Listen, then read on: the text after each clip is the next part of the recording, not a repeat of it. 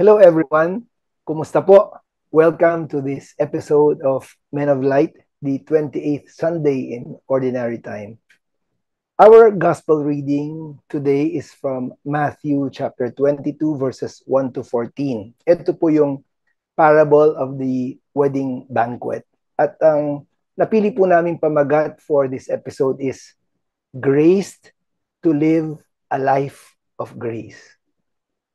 Alam niyo po, habang ako'y nagpe-prepare para sa episode na ito, nalaman ko na ito palang ating parable for this Sunday, na parable of the wedding banquet, can be appreciated as a continuation of last week's gospel, kung natatandaan niyo po yung parable of the tenants. Now, para lang po may konting konteksto, balikan po natin yung, nang maiksi, yung parable of the tenants. Kung natatandaan niyo po, merong isang landowner, he planted the vineyard, built a wall around it, and dug a pit for the pressing out of the grape juice. In other words po, inayos na lahat nung landowner. And bago niya ipinasa dun sa kanyang mga tenants, inayos muna niya. Everything was prepared to produce grapes. Imagine that. The tenants had nothing more to do. Magbibigay lang sila nung kanilang share nung ani sa landowner. Ang napakalaking grasya na sa kanila noon. And yet, at some point, nakalimutan nila na, o nga pala, grasya lang palang ibinigay sa akin ito ng may-ari. They forgot all about that grace, that privilege given to them, to the point that they later on claimed the land as their own.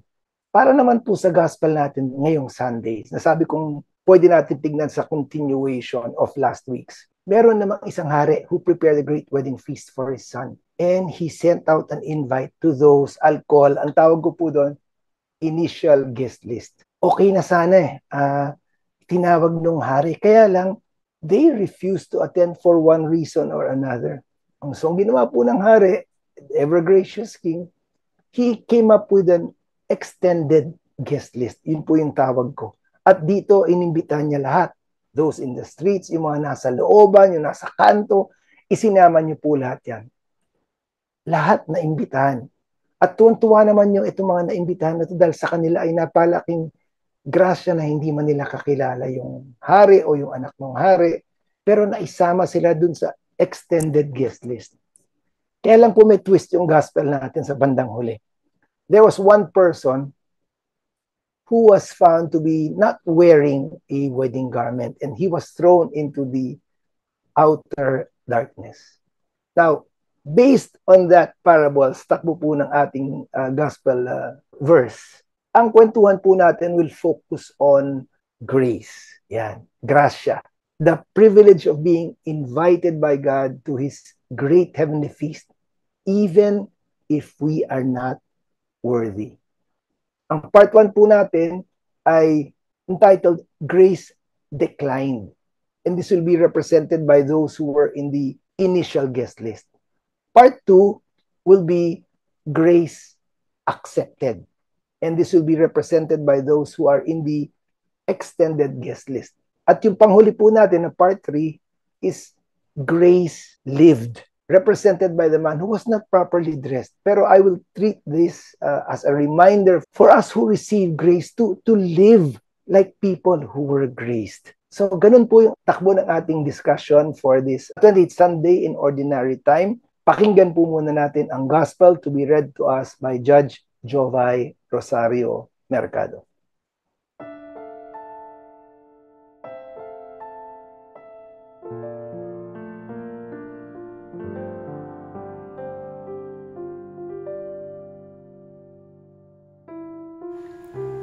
Pagbasa mula sa Ebanghelyo ayon kay San Mateo. Noong panahong iyon, muling nagsalita si Jesus sa mga punong saserdote at matatanda ng bayan sa pamamagitan ng talinhaga. Sinabi niya, ang paghahari ng Diyos ay katulad nito. Naghandog ng isang piging ang isang hari sa kasal ng kaniyang anak na lalaki. Sinugo niya ang kaniyang mga alipin upang tawagin ang mga inanyayahan, ngunit ayaw nilang dumalo. Muli siyang nagsugo ng ibang mga alipin at kaniyang pinagbilinan. Sabihin ninyo sa mga inanyayahan na naihanda ko na ang aking piging, napatay na ang aking mga baka at mga pinatabang guya, at handa na ang lahat ng bagay. Halina kayo sa piging. Ngunit hindi ito pinansin ng mga inanyayahan.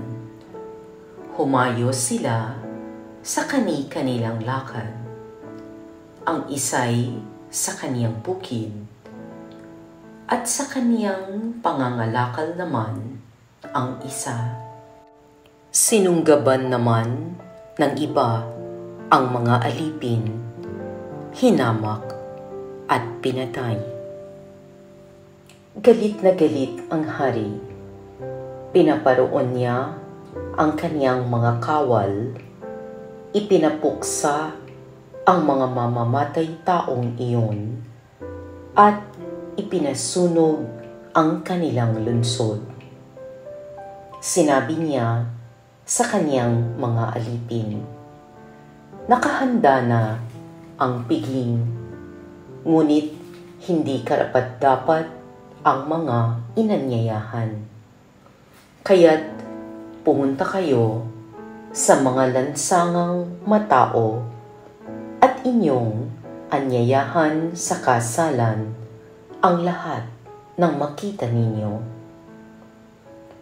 Lumabas nga sa mga pangunahing lansangan ang mga alipin at isinama ang lahat ng natagpuan.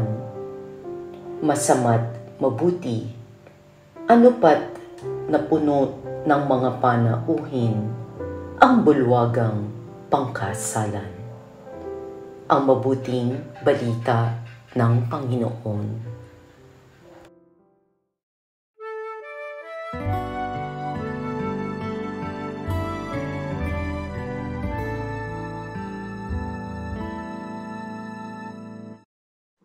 Magandang araw po uli sa inyo. Welcome again to Men of Light. And this is the episode where we will all be graced. Ako po si Bong Roque. Kasama niyo po ngayon. And I'm here in San Fernando, Pampanga. Welcoming all of you. Po si Father Deo Gala. It's a gracious moment to have Attorney Bong anchoring our wonderful, gracious episode for today. I am coming from our parish dito sa Holy Cross, sa Pangbato, Angeles City. Si Father Edwin Bilay po, iniimbitahan at kinukumbida namin kayo sa episode na ito ng Men of Light. Salamat po, Father Deo and Father Edwin. Sabi niya, nabanggit ni Father Deo na ako yung anchor ngayon. Ito po, assignment po na binigay ng Panginoon, and I consider everything as grace. So, praise the Lord. Praise the Lord for this. Praise the Lord. Yung pong part 1 po natin, kagaya po nabanggit ko kanina sa introduction, ang title ko is Grace Declined. Ito po yung nabanggit ko kanina na nandun sa mga initial guest list na naimbitahan pero busy. One went to the farm, one went to his business, etc. etc. May kanya-kanyang dahilan. And I'd like to start off po this part of Grace Declined with my point of view as a lawyer. Ako po kasi bilang abogado, napaka-diin po sa amin ng konsepto ng hostisya. Father Edwin and Father Deo. Law school pa lang, pinupukpok na yan. Tapos nung ako'y naging abogado, yung families of the hazing victims, those who were murdered, etc., etc., ang sigaw ng mga yan, hostisya. So, parang, ang ibig lang sabihin, pag sumisigaw sila ng hostisya, buhay ang inutang, buhay din ang kabayaran. In biblical language, parang an eye for an eye and a tooth for a tooth. Pero lahat po yun parang nabaligtad nung nakilala kong Panginoon kasi nagkaroon ng concept of grace. Grace, hindi lang justice. Kung ang justice ay getting what we deserve or an eye for an eye, tooth for a tooth. Yung although oversimplified definition po ito, Father Edwin and Father Deo, grace is getting what we don't deserve. Again, justice is getting what we deserve. Grace is getting what we don't deserve. Bakit po ako nag-uumpisa sa konsepto ng grace?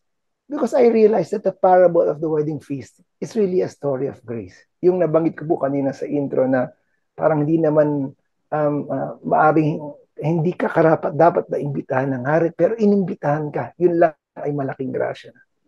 Yeah. Attorney Bong, na dito sa parokya, mayroong chapel dito sa Clark, yung St. Joseph. Maraming kasal dyan eh. Apo. Minsan kilala ko yung kinakasal. Kilala ko rin magiging bisita. Minsan naririnig ko sa mga kwento-kwento, kakasal yung ang anak ng ganito. Di ba, sigurado, kumbidado ka dyan. Kasal talaga literal. Oo, I was invited to the wedding. Kaya lang, hindi na ako mag-attend. Kasi it's too formal. Kailangan ko pang, siyempre, magpumili ng damit, no? Mag-prepare. It's too burdensome. Ako naman, I'm just listening to the guest na pinaplano niya, hindi siya darating. I still believe behind that invitation is always goodwill. Ako, siyempre, sa kasal, di ba, Father Edwin, Attorney Bong, pinipili mo yung magiging bisita mo. Right. Marami kang bisita o kilala, kung minsan, i-limit mong 150. O kaya 200 kasi dalawang part yan, lalaki babae kinakasal. The mere fact you were invited, you are special. Amen. It's the goodwill of the invitation behind. And the initiative comes from the one inviting the host. And the response of source comes from the one who is invited, the guest. And you turn it down, you destroy that cycle of goodwill. Yeah. Yun lang napapansin ko, minsan, it is already a privilege to be invited, isn't it? Tama. Kaya lang, yung burden side. Kasi the invitation comes from the initiative from the host. Right. Pero pag inimbita mo sarili mo, you're just inviting yourself. Hindi ka guest nun. Sige, alam mo sorry, po, hindi po, tinitignan ko lang yung kwento niya, Father Deo, sa konteksto ng kasal ngayon. Hindi ba uso ngayon, I don't know, si Father Edwin nagkakasal din yan. Hindi ba uso ngayon talaga yung kinakasal, nililimit lang yung guests? Di ba? Kasi medyo malaki po ang gastos eh. So the mere fact na maisama ka dun sa, yun ang tawag ko nga initial guest list, Father Deo and Father Edwin, malaking pribilehyo na yun para maisama ka. Tama po ba, Father Edwin? Yung tingin ko nga, yung kasing pagtanggi o di pagpunta, yung di pagtanggap nung imbitasyon, sabi ko nga, dapat sana parang proportionate man lang dun sa kasi dito, kahit sa unang pagbasa, isang piging nasagana sa pagkain. Yung parang talagang in abundance, ano? Right. Sabi mo nga, inihanda lahat. Pero yung pupuntahan ng mga dahilan, parang hindi commensurate eh. Doon sa kung saan sila iniimbitahan. Yung isa ay ikakasal, yung isa ay naghahanda sa kasal, yung isa ay merong bagong mga pa-practicein ng mga hayop, no, na pangbukid, no. Ibig sabihin trabaho at saka ibang bagay, no. Na sabi ko, pwede naman ipagpaliban yun. Minsan lang naman itong piging, ba't hindi mapagbigyan, no? At masakit yun dun sa nag-imbita kasi parang sabi nga ni Father Day, yung goodwill nandun na gusto kitang makasama dito, no? Pero yun nga they begged off at parang hindi commensurate. Ba't kaya sila ako nagdahilan na hindi naman malaki yung dahilan? Yun yung aking tanong Yeah. Gusto ko po yung word na ginamit niya, Father Edwin, beg off. Kasi even sa pang-araw-araw na konteksto, may mga dumarating na grasya. Hindi lang po sa wedding hindi lang sa wedding invitation, may mga dumarating na grasya sa atin na alam nating grasya, pero later on, we tend to take it for granted. I'll give a perfect example. Ito galing to kay Among John na example. Sabi niya, the grace of a new day, yung waking up to a new morning. Yan, kapag, si Father Edwin actually ang naisip ko dito, Father Edwin, pag may masakit sa katawan, and Father Deo, di ba parang, ano ito, alam mo may hindi normal sa katawan mo. So, anxiously we pray, naku Lord, baka hindi na ako magising bukas. But still you wake up to a new morning. At yung kinakatakutan mo na hindi ka na magigising, hindi nangyari. So instead, the Lord allows you to wake up to a new day, and then you realize that every waking hour is a grace, is a gift. And you are able to say, thank you Lord sa bagong araw na ito, regalo mo po ito sa akin. Pero minsan nakakalimutan. Parang gusto ko rin i-pick up yung sinabi ni Father Edwin, Attorney Bong. Yung sinabi niyang, yung dahilan is not commensurate naman. Oo. Kunyari, ano ba naman yung daily business? Yung business mo, everyday nandyan naman eh. Yung farm mo, everyday nandyan naman eh. Bukas nandyan pa rin naman yung reason mo eh. Pero itong kasal, once in a lifetime lang to. Di ba? It will never happen again. Yung kasal na to, yung special is the king inviting us. It is that concept of taking for granted. Parang yung parang pinaka-basic concept ni Attorney Bong, yung parang hindi lang sa kasal, no, masyado tayong na sa kasal na para sa akin, pero the whole life, di ba, yung ang daming grasya sa atin, but we take it for granted, and our reason sometimes to turn it down, and pagsisimba, kasi manonood ako ng boxing, manonood ako ng TV, o may game ako meron, di ba, yung mga bata, pwede rin, meron akong tinatapos, pero meron yan pero this celebration is once in a lifetime. It's something that is very special. Yung kasing sabi mo nga, inihanda na lahat At saka this is a feast, no? Inihanda na ng hari, sabi mo nga dun sa nakaraang ebanghelyo na, inihanda na iubasan Ika nga, dadalo ka na lang, dudulog ka na lang actually. Dudulog. Wala ka ng ibang gagawin. It's already there, no? At yung presence mo ang gusto lang ng hari. Why beg off, no? Yun ang parang nakakalungkot doon Handa na lahat, pinagpaguran ng tao, pero bakit parang hindi mo pinahalagahan yung kanyang ginawa? Ganda. Napakaganda. Thank you po, Father Deo and Father Edwin. Napakamagrasya po nito. Hindi po kami itong episode at parang ayaw namin tumigil sa pagsasalita. Pero may part 2 pa po tayo na ang title naman is Grace Accepted. O yung sabi nga ni Father Deo kanina, parang ito na yung not taken for granted but received. Grace accepted. Huwag po kayong aalis. Babalik po kami na mas marami pang grasya para sa inyo.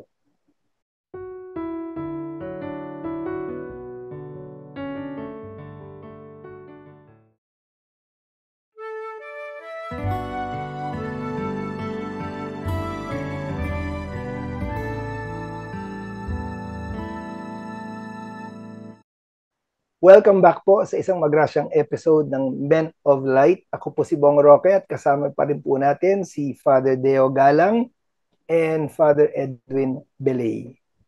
Kanina po sa first part natapos po tayo sa mga pinag-uusapan nating grasya, pero dahil sa iksi ng oras medyo nabitin po tayo, nabanggit lang po natin yung the grace of waking up to a new day, pero ang dami pang grasya na tinatanggap natin on a daily basis, pero sometimes we tend to overlook them. Halimbawa, yung the grace of having a job or business na para to tide us over on our regarding our daily needs, no?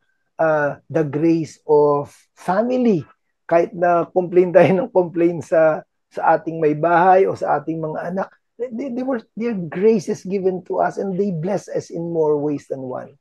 And the other grace that we receive on a daily basis, and si Father Edwin na naalala ko dito, is the grace of healing.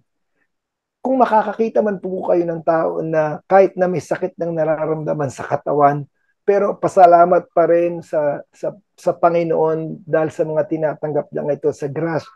Treat this as grace. That's Father Edwin for you. And Father Edwin, I'd like you to start off with this part 2 natin na grace accepted. Totoo yan. Sabi ko nga, pwede yung illness o pwede yung pagkakasakit maging isang daan din ng pagpapala ng Diyos. Dahil, kaya nga, una, yung buhay natin talagang fragile siya. Yung parang babasagin ba? Na anytime kami ni Father Deo, siya nagkaroon din ng malubhang karamdaman. So, pwede talagang yung lakas mo, yung isip mo, yung parang pati yung kabataan mo, parang kukunin ng sakit. Pero yun nga, pwede mong ibalin yung pansin mo sa mga positibong bagay, yung mga kaya mo pang gawin. Wag doon sa hindi mo kaya dahil nga may sakit ka, hindi na pwede ito. Pero marami pang pwede eh. Doon mo dalhin yung enerhiya mo at yung pansin mo na God is still good, life is still beautiful because you can do things no na hindi magagawa ng iba. Meron ka na hindi magagawa, pero marami ka pang magagawa, no? Amen. Don't lurk at don't parang choose to be lonely or to be parang sabi niya unproductive, no? You can always choose the better choice, no? Amen. Yun yung karanasan ko ngayon kahit na sa pagkakasakit ko. Amen. Sino pong naalala ko rin dyan, Father Edwin? Si Father Deo. Kasi meron siyang kwento dyan about broken crayons. Yung healing itself is a grace. Yung buhay ka lang para sa akin. Halimbawa ako, I'm not perfect kasi meron na akong paralysis. No? Certain level of paralysis. Pag naglalakad ako and I could not ride the bicycle kasi nawalan yung nawala sa akin yung balance. Pero deep inside me, the mere fact I am alive. Kasi wala ning tatay ko, wala ning dalawang kapatid ko younger, and I'm alive. You don't know how grateful I am. Talaga. It's not perfect, but it's gracious. Yung nakita ko, Attorney Bong, no, yung di ba pag nag-attend ka ng okasyon ng isang kasal, birthday, dumating ka, tapos sasabihin, thank you for accepting our invitation. Or thank you for gracing the occasion. Ganda. It seems it's also an affirmation that your presence itself, you yourself become a grace. Kasi, thank you for gracing the occasion. Parang, ikaw na yung grasya sa pagdating mo. More than your gift, more than anything else, the mere factor there, it's already grace. Napakaganda naman ng Father Deo na pinoint out. O nga, no, pag tayo ang dumarating at sometimes the gracious host will tell us, thank you for gracing our affair or our occasion. So, hindi lang yung taong nang imbita ang nagbibigay ng grasya, pero yung taong inimbitahan na tumanggap, nag-accept, nag-appreciate ng imbitasyon, it becomes a grace to the person who is inviting. No? Ito yung sinasabi ko po kanina na ang tawag ko extended guest list. Ang example ko doon si Father Edwin tsaka si Father Deo na talagang they see the grace in everything and they accept it. Kanina po nadulas ako, ang tawag ko extended guest list. Sabi ni Father Deo, gusto ko yung pagkadulas mo kasi ang tawag mo extended grace list. Oo nga no. Think about it. We belong to the extended grace list. Those of us who accepted and appreciate the grace of God. Hindi naman sa pagyayabang yon, di ba? When you say, I live a graced life, happy birthday, you have a gracious life. No? It's not about you actually. When you talk about grace, it's somebody who gave it. It's a gift. Amen. You are a gifted child, parang gano'n. And gusto ko yung pagkakamali mo Guest list, graced list. Amen. Siguro maganda maganda sa assignment yun. Magandang ilista yung mga graces. No? Kuminsan nga, taken for granted kasi andiyan naman, araw-araw naman yan Parang hindi mo na napapansin. Halimbawa, nasabi mo, yung pamilya mo, trabaho mo, yung buhay mo, yun nga, sabi mo, kahit yung paggising. Pero ang dami niyan eh. Kung sabi nga, learn how to count your blessings, di ba? And you can list it. At pagka ikay nalulungkot, pwede mong balikan eh. Itong mga tao, itong mga grasya ito na araw-araw nandiyan, pero kung minsan hindi natin napapansin o hindi pinapansin. Kasi baka naghahanap tayo ng malaki, no? Pero itong araw-araw na ito ay andyan lagi and it is provided for, no? And it's pwede nating sabihin na yun nga, sagana tayo sa pagkain, sagana tayo sa pagpapala. Ang ganda nun, Father Edwin, na gagawa tayo ng listahan. Naalala ko, meron po akong app sa aking cellphone na ang pangalan niya ay Grateful. Grateful. So, you list down every day what you are grateful for. And I realized that when you do that exercise, yung sinasabi po ni Father Edwin, yung nagpapasalamat ka sa kahit maliliit na grasya ng bawat araw, you take your mind off the things that you don't have and instead focus on the things that you already have. Yun yung mga grasya na inibigay ng Panginoon sa'yo araw-araw, kahit gaano man kaliit. Kaya siguro yung tawag natin, di ba, yung dasal bago at saka pagkatapos kumain is grace before saka after meals, no? Hindi mo pa kinakain, tapos pagkakain mo, ang tingin mo na dito, pagpapala ito eh. Dapat ay kilalanin ko ito at papurihan kung saan ito nanggaling, no? Kaya lagi, say grace, di ba? Ganun tayo eh, bago kumain sa pagkatapos. Ganda. Father Deo, you were about to say something? Parang ano lang, sa buhay natin, masaya ako. Kunyari, isa sa mga anak mo, pangalan niya, Grace. Ako, pangalan ko, Deo Gracias. Yeah. Gracia, no? Yung lola ko, Grace din, tsaka pang tatay. Tsaka mapamangkin ko, parang, even naming your children with the Grace, it is, parang it's already celebrative and thankful. Yeah. We need this kasi maraming mga tao ngayon nasa side ng anxiety, stress, or even they feel they are deprived. Then they have the reasons, di ba? Nagkasakit, and nahihirapan sa buhay, may problema. But really, this gospel is for us. Thank you, Tony Bong, for that, to accept the grace that we have.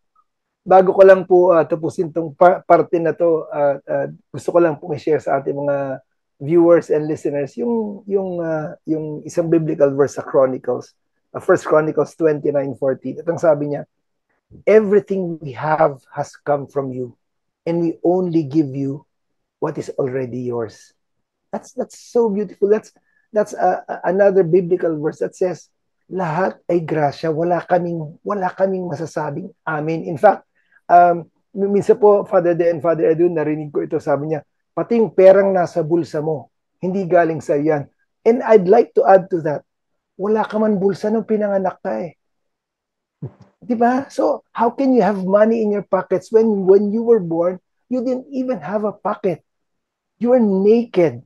And that's the grace of God. Everything we have is grace. Sana po tanggapin natin at yun po yung punto ng ating part 2. Papunta na po tayo sa part 3 ngayon, yung ating tinatawag na Grace Lived. Inimbitahan po namin kayo to stay with us because marami po kayong pag-uusapan about living a life of grace. We will be back.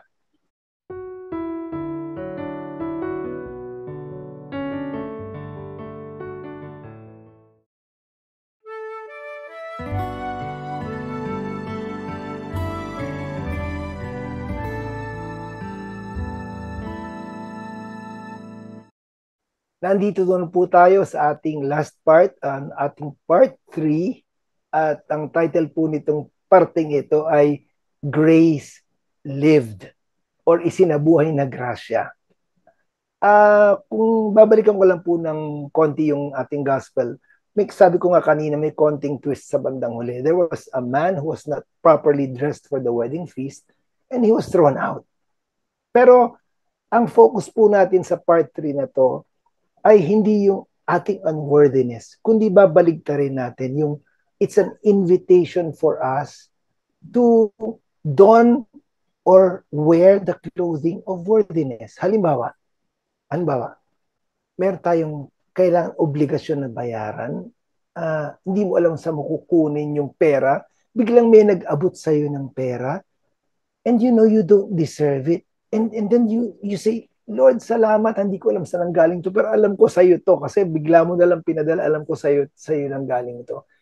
You become more grateful. That's the clothing that I was saying na sana isinasabuhay natin. We become grateful people. Ano pa? We become more forgiving. Kasi alam mo, hindi ka karapat-dapat na patawarin nung na-offend mo, pero pinatawad ka. So in the process, we are invited to be as forgiving as we were forgiven. Graced people are aware that they also unexpectedly receive blessings from the Lord in generous measure. That is why they also live their lives in generous measure too.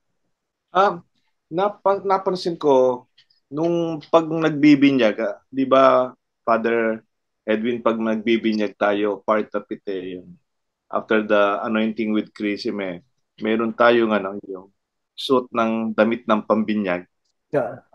Tapos papasutan ng baptismal gown. Parang maybe that is the beginning of our life of grace after receiving our faith, is to wear not only the physical tone, but to live a life worthy of that grace that is reflecting of what we receive. Ganda. Gusto ko rin yung concept mo nga, yung grateful.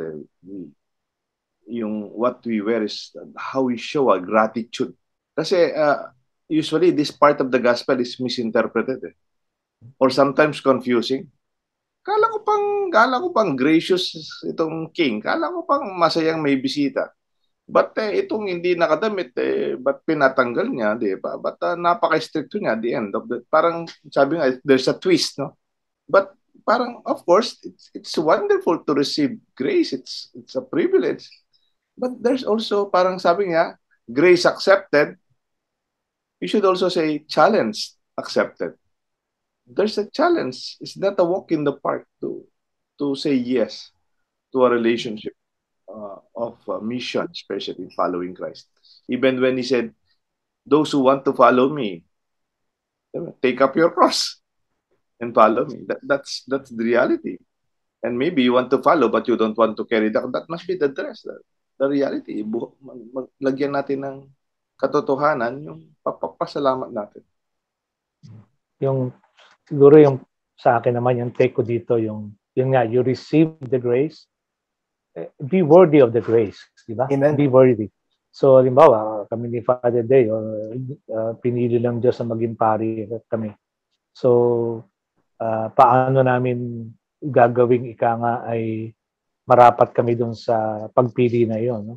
Kasi yung pagpili ng Diyos, kanya yan. Pero yung pagpili namin, kung anong klaseng pari kami, amin yon. So, sa iyo din, attorney, as a parent, no? Pinili kang maging parent, pero kung anong klaseng parent ka, sa iyo yun. So, yun nga, ikaw na pinagpala, yung paborito mo na paano ako magiging pagpapala rin. No? Kasi pinagpala ka na, sa iyo na paano ka magiging pagpapala rin sa kapwa. Yeah. Yun yung parang bihis. Yun yung bihis na hinahanap doon sa dumalo ng hindi tama yung kanyang suot. Yun yung bihis, gayak ng isang taong pinagpala. Amen. Ang ganda ng punto niyo, Father Edwin, na bihis o gayak ng isang taong pinagpala. At hindi lang po sa mga kaparian yun, para sa amin din pong lay, it's also an invitation, or sabi nga ni Father Deo, a challenge. Naalala ko yung sabi ni St. Paul sa Colossians 3, sabi niya, as God's chosen people, yun yung kanyang premise Parang graced. You are graced. You're people graced. Now, ang kasunod nun, clothe yourselves with compassion, kindness, humility, gentleness, and patience. At madalas, yun yung, ako admittedly as a parent, sabi nga ni Father Edwin, ay hindi ko na isusuot ito. Sumasabit ako sa mga bagay nito. But it's a constant invitation for me as a parent to wear this garment. Yeah. Parang naalala ko close to this Attorney Bong yung parable the servant who was forgiven and pardoned from his debt, yung Opo. kakautang niya sa Opo. kanyang kanyang master. Then, ang laki-laki ng binigay na pagpapatawad sa kanyang utang, and then yung kasama niyang servant na may utang sa kanya, a fraction of what he received as canceled loan. Sinakal niya at saka pinakulong niya, di ba? Tapos nagalit yung master. Parang ito yung damit yung pinatawad ka na, no? Ikaw, you are forgiven. Then parang what is expected, yung sabi mo, you wear the robe of the one who is also forgiving this time. And there's expectation, and expectation is seen also in this gospel. Napakaganda po ng inputs ni Father and Father Deo. Ang gusto lang po naming ipahatid sa inyo, mga aming viewers and listeners, we who receive grace should live like people who were graced.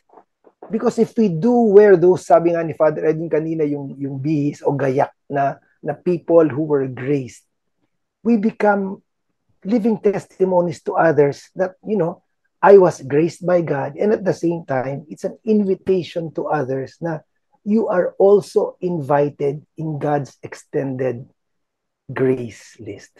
Lahat po tayo kasama sa grasya ng Panginoon. Babalik po kami sa Men of Light. Stay with us.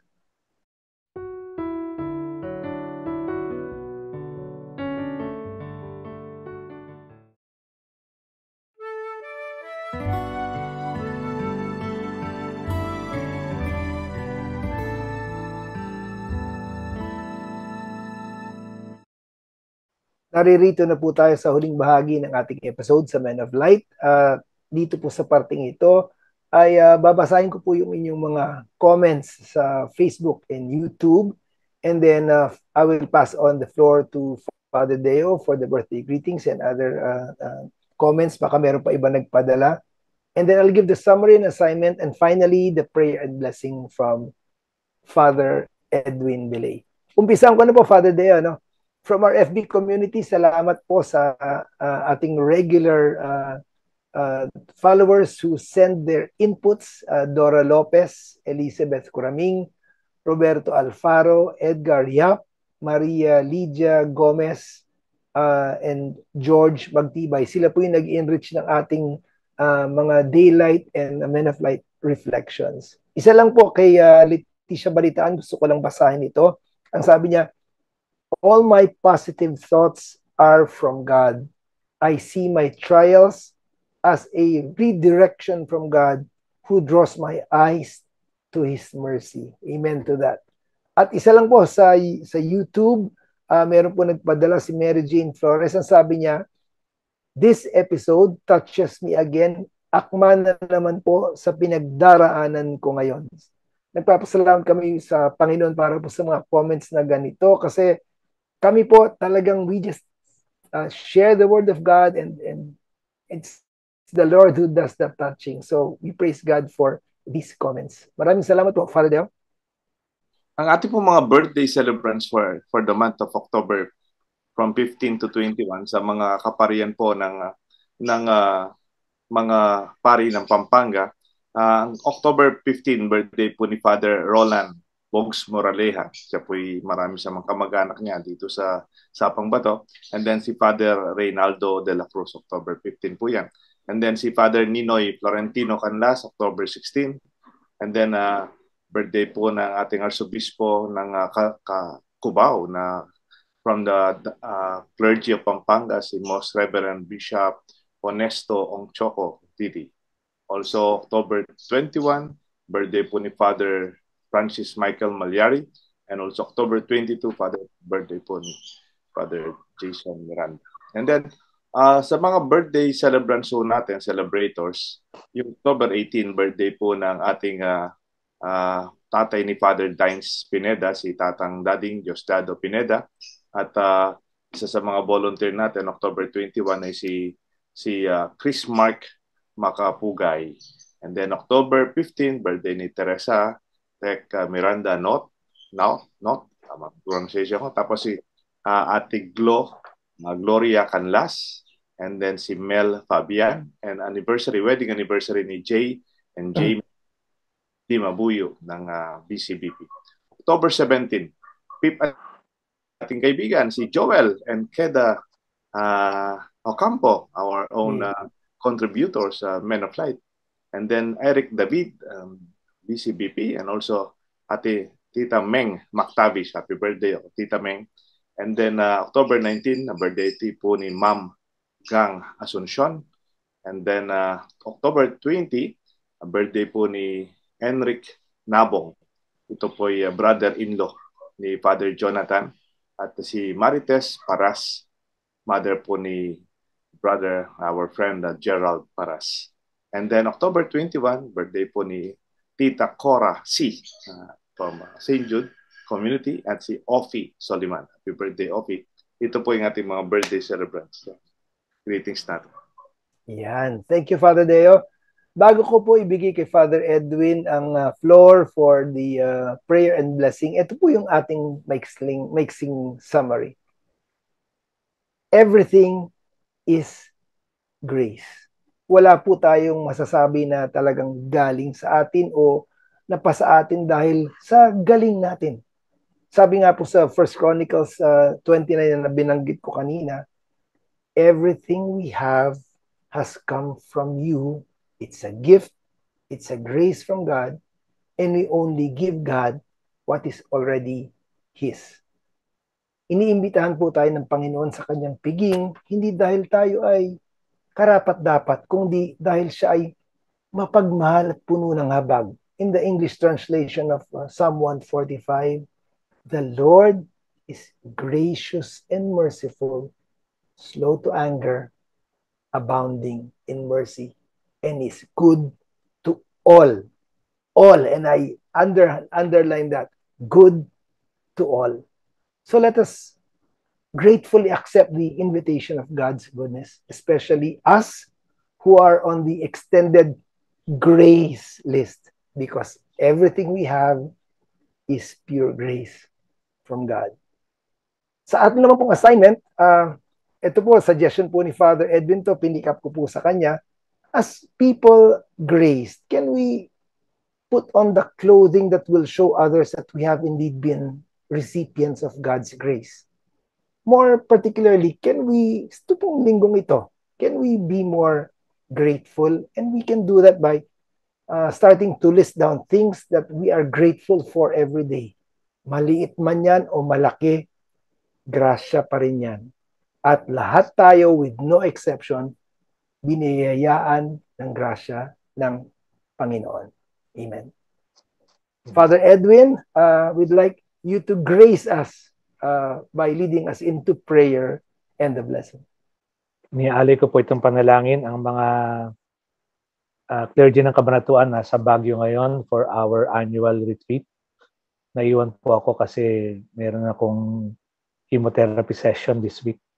So I pray for them and I ask for your prayers too. Muli, ilagay natin ang ating mga sarili sa piling ng Diyos. Sa ngalan ng Ama at ng Anak at ng Espiritu Santo. Amen.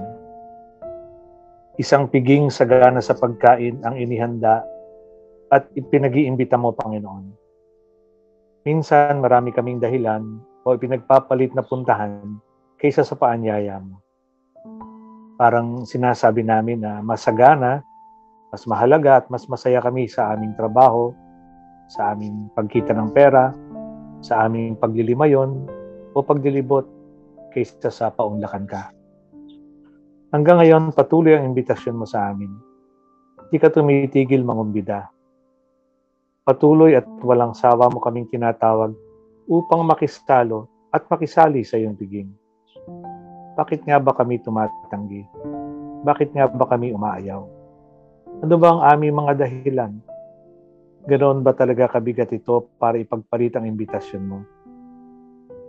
Kahit di mo kami pinipilit, marapat nawa na piliin ka naman namin upang maiparamdam namin na mas mahalaga at mas masaya kami sa iyong piling.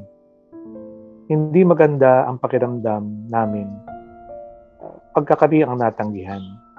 lalo na kung handa na ang lahat. At mas lalo na kung ang ipinagpalit na puntahan namin ay pwede namang ipagpaliban dahil mas mahalaga naman siguro ang piging na ito. Lord, salamat din sa pagtuturo sa amin na sa piging mo ang lahat ay kasali at kasalo. Lahat ay inimbita at pinapasok mo sa piging. At sa mga talinghaga mo, itong mga nakaraang linggo, malinaw ito. Pinatubo mo ng sabay ang trigo at damo. Minahal mo ang panganay na tapat at bunsong waldas. 1 denaryo para sa nagtrabaho ng 12 oras at 1 oras. Yung anak na lumabas sa ubasan at yung anak na no-show ay anak mo pa rin. Yung pinaghirapan at inihanda mo ng ang lahat sa ubasan at sa piging na ito ay larawan ng kasaganaan na gusto mong aming pagsaluhan. Ika nga, dudulog na lang kami. Wala na kaming gagawin. Iniimbita mo kami na mabuhay sa pag-ibig. Mahalin pati ang damo, ang waldas, ang konti ang ambag, ang puro salita at walang gawa. Tutal, ang piging naman ay sa iyo. Hindi naman amin ito. Para sa akin, Panginoon, ito ang bihis o gayak na gusto mong aming isuot. Ang ibigin ng lahat kahit hindi sila kaibig-ibig. Niimbitahan mo kami na makilala na kami ay mga pinagpala. Na maging marapat kami sa iyong mga pagpapala sa pamamagitan ng pagiging pagpapala rin sa iba. Being graced should propel us to grace others with our lives. Yun ang imbitasyon. Invita sa Latin sa aming buhay at kumbida sa Espanyol kasama ang buhay. Maipakilala nawa namin na kami ay pinagpala. Pinagpala mo kami, aming Ama, kasama ni Jesucristo, kasama ng Espiritu Santo, magpasawalang hanggan. Amen. At sumainyo ang Panginoon. At pagpalain kayo ng makapangyarihang Diyos, Ama, Anak, at Espiritu Santo. Amen. Amen. Maraming salamat po, Father Edwin, sa dasal. Muli, na-underline and underscore yung katotohanan na lahat tayo ay biniyayaan. We are all graced, the good and the bad, the righteous and the unrighteous, and how good and gracious our God is. Maraming salamat po. Father Deo, thank you. Hindi po ko, my gratefulness is beyond words. Ito pong episode na to ay pinag-anchor po ko ng Men of Light. At dahil po ito sa grasya ng Panginoon, sa collaboration po ni Father John, Father Edwin, and Father Deo, this is all grace from God. So hanggang sa muli po, ito po si Bong Roque. Maraming salamat po sa pagsama niyo sa amin dito sa Men of Light. Be graced and be gracious. Maraming salamat, Father Bong. Ito, Tony Bong. For your graciousness in accepting the invitation to anchor. Indeed, it was a very wonderful, well-written, complete na output. We are very graced by this episode. Ito po si Father Deo Galang. God bless us. Father Edwin Bile po. Simba po tayo.